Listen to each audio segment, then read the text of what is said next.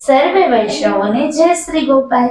આજે આપણે પરમ ભગવદીય વૈષ્ણવ શ્રી લીલાદેબાઈના પ્રસંગનું પઠન કરવા જઈ રહ્યા છીએ, જેની શરૂઆત આપણે શ્રી ગોપાલલાલજીની વંદનાથી કરીએ.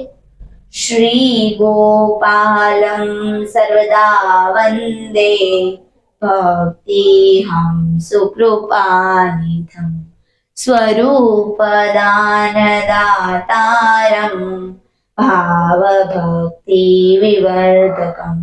પ્રભુ શ્રી ગોપાલજી આપણને આજ્ઞા આપે કે આ પ્રસંગનું આપણે પઠન કરીએ. બોલો પ્રભુ શ્રી ગોપાલ લાલ કી જય.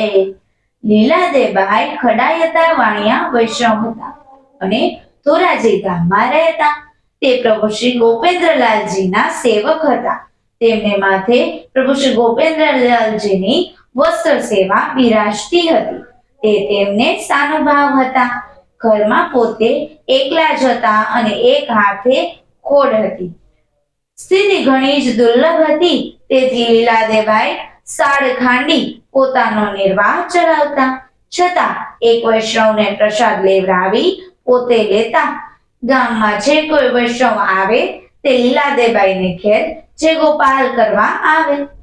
જ્યારે ઉત્તમ સામગ્રી કરી શ્રી ઠાકોરજીને ધરી તે વૈષ્ણવોને પ્રસાદ લેવડાવતા. આ તો કણકા બાટીનો પ્રસાદ છે, તે લિયો, તે લેવડાવીને જ ઉઠવા દેતા. એવો ભાવ વૈષ્ણવ ઉપર એમને હતો. એવા પરમ કૃપાવંત લીલાદેબાઈ હતા. તેમની કૃપાનો પાર નથી.